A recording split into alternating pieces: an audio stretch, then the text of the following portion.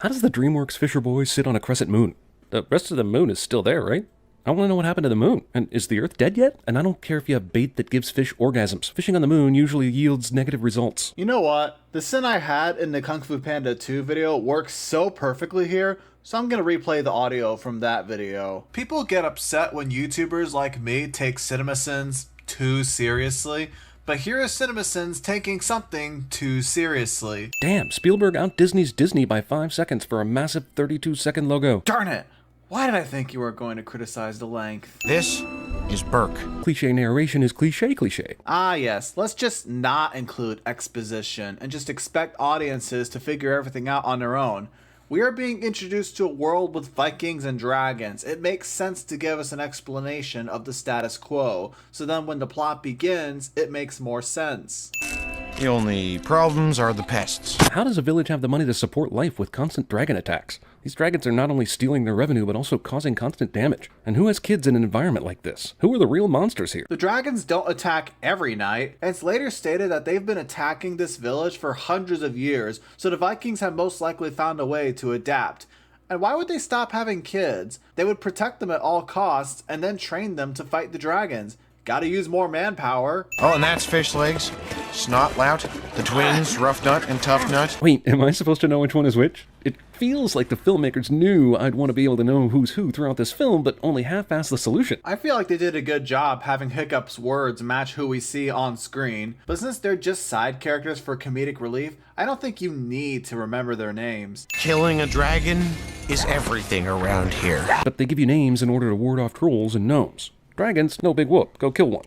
Gnomes, we need to protect you from those bitches with a terrible first name of voodoo power. Yeah, I feel like dragons wouldn't care about the name, unlike trolls and gnomes. I mean, these Vikings at this point believe that they're heartless monsters. Wait, that worked? Fucking... Wasn't he just talking about how it needed calibrations? Wasn't he firing basically blind? Is this all due to luck or screenwriter ex machina? Yes, it was a really lucky shot, let's be honest. But so what? Just because it was unlikely doesn't mean it's impossible. Like, you're literally sinning the movie for a lucky shot. I don't think that's sin-worthy. Oh, and there's one more thing you need to know. There's one more thing you need to know, narration cliche. I think you misunderstand what the word cliche means. Dad. Somehow, in this uber badass culture where even the weakling kid works with a blacksmith and has the biggest badass father of them all, this kid still grew into a wimp. I mean, there has to be a first for everything, right? I have his mess to clean up. You mean the mess Hiccup made was in any way disproportionate to all the other dragon damage that occurred in the last 30 minutes? He's referring to this mess that wouldn't have happened if Hiccup stayed in the blacksmith shop where he should have been. Stoick is pissed right now, so he blames his son. Excuse me, barmaid. I'm afraid you brought me the wrong offspring. It's like someone at Pixar just got drunk, watched this movie, swapped a gender or two, and Brave was born. Somehow, Jeremy is saying this movie is exactly like Brave.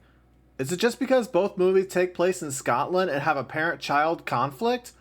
Because if that's how you compare movies, by that logic, Terminator and RoboCop are the same movie, because they both have an invincible and super strong cyborg from the future. Also, during that entire dragon attack, did absolutely no one die? It's possible some of them died, but we didn't see that because it's not important for the story. You just made an assumption. Goes hunting for trolls. Trolls exist. They steal your socks. If all trolls do is steal socks, why are we so afraid of them that we name our children stupid like Hiccup just to avoid them? That's the joke. Hiccup is not that boy. Father disappointed his son isn't more like him cliche. Yep, you definitely don't know what cliche means. Yes, this is a common storytelling device, but it still works and still elicits an emotional response, so it is by definition not overused to the point of losing its original meaning. I managed to lose an entire dragon. Well, that dialogue is awfully coincidental to your forest findings. You missed the real sin in this scene, being that in this shot, Hiccup whacks himself with a branch, but then in the next shot, the branch is gone. If you actually did your job correctly, you would have noticed that. Dragon adorability is a trait I cannot believe they evolved during the time they also evolved fire, claws, jaws, and all sorts of killer I think this is a weird point, but I think what's even weirder is that you're saying this over this scene. Hiccup isn't looking at Toothless and thinking, hey, he's cute. He's seeing how innocent and helpless he looks while he's about to kill him. All dragons have a limited number of shots. How many does a Gronkle have? It doesn't matter the number because it misses on every shot. I would agree with you for the first 3. But with the fourth and fifth, in both cases, Snotlout and Hiccup have their shield up to block, and at the final shot, Gobber throws it off, forcing it to miss Hiccup. A dragon will always go for the kill. Except during this training session. Okay, I said in my Lego movie video that I came across the dumbest sin. I take that back. This is the dumbest one. The Gronkle shot all 6 of its shots in this one scene with the clear intention of killing all of them. Not to mention, the movie is saying that Gobber is wrong here, since we later find out the dragons aren't just soulless monsters, they're just animals who will mind their own business if you leave them alone. The only reason the Gronkle was firing in this scene is because it's trapped and is trying to get out. So much dumb in 5 words that I have to add more than one sin. Movie takes its book solve everything cue from Buffy and Harry Potter. I can't even. This book doesn't even know anything about a Night Fury, so it doesn't solve everything. This book is literally useless to the plot in the grand scheme of things. Like, what are you talking about? Entire Viking existence seems to revolve around dragons, as opposed to, Vikings. Because dragons have been attacking them for hundreds of years? I swear, whenever you send great movies, you come up with the dumbest critiques. Look for its blind spot. Every dragon has one. What? Really?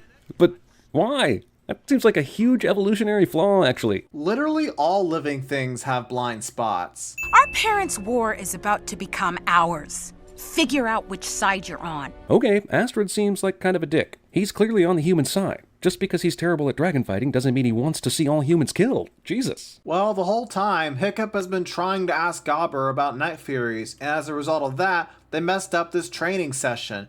Astrid is saying that he should take this more seriously, basically. Luckily, dragons understand human gestures that mean I come in peace. Toothless saw Hiccup holding the same knife over him while he was tied up, and clearly understands that it's a murder weapon, so Hiccup throwing it in the pond should be really easy to understand. Dragon that understands that kicking a knife in the water means peace is definitely confused about the I want to pet you gesture for some reason. What kind of wild animal immediately understands the concept of petting? So, I can see why people are afraid of smaller things like snakes and spiders, but why would a dragon have any reason to be afraid of eels, ever? According to Google, eels give dragons eel pox. It makes them sick. Don't you mind me, I'll just get back here.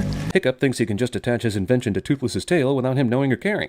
And even though nothing happens, this is some presumptive right here. You admit nothing happens and still sin it anyway. Hiccup saw Toothless rolling around in grass a second ago, and makes the huge assumption that holding out a handful of it will make the dragons docile. And considering it works, I'm failing to see what your point is. And again, how does no one notice this? He's carrying grass in this scene. Do you seriously think someone would have been able to see that?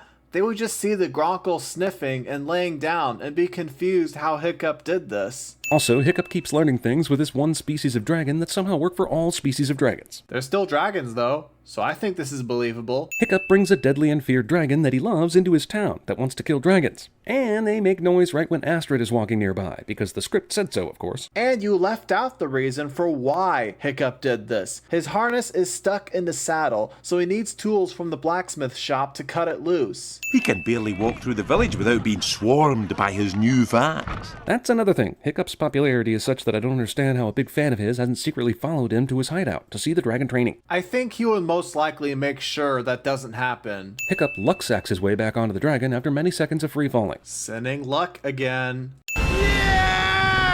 While Hiccup rides this dragon, I can't help but think, discount Atreyu and Falcor. Why don't you remove even one sin for this awesome sequence? I can't wait. I am so leaving. Wait, he won the honor of killing the dragon, but they didn't make him do it right there in the ring? Is it so he has time to figure out a solution? No, it's meant to happen tomorrow.